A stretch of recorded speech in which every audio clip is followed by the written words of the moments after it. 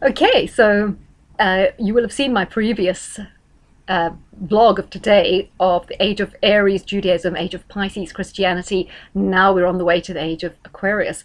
This also has a kind of religious theme. I'm wondering, is Revelations more QAnon?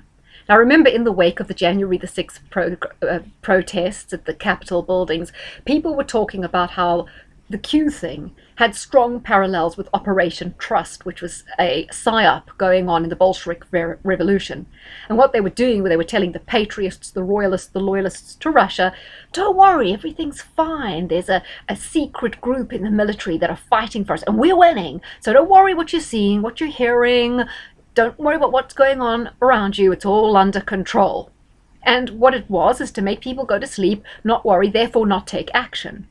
What did Q do? It also painted a picture that Trump was winning, he had everything under control, everyone was going to be arrested, all that kind of stuff, which wasn't happening. It was hard, it was a little bit fairy tale stuff. So what if Revelations isn't the same thing?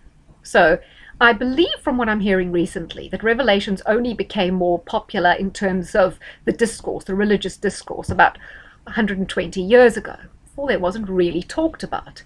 Then you get things like this patent 060606.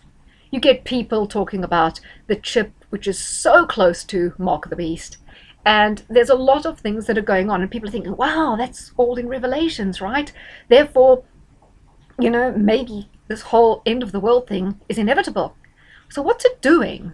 On one level, it's making people have more faith in the validity of the Bible, but what if Revelations isn't valid? What if that's got nothing to do with Christianity? What if that was written by them, by the controllers, by the people who've been manipulating our world, and they want to drop in little bits that we'll pick out as, wow, that was in Revelations. So that we begin to think that the end times is inevitable, that the conflicts signified by it are inevitable. And again, that would possibly make us defeatist and fatalistic, thinking, well, we'll just buy into this because at the end of the day, we're all saved, and isn't that great? Meanwhile, maybe that's not what's going to happen because they're in charge of it. Because we have to all accept that a large amount of religion would have been manipulated by the same people that manipulate the media, the publishing industry, and everything today in order to get us in the groove, in their groove, following along with what they want us to follow along. So just something to think about.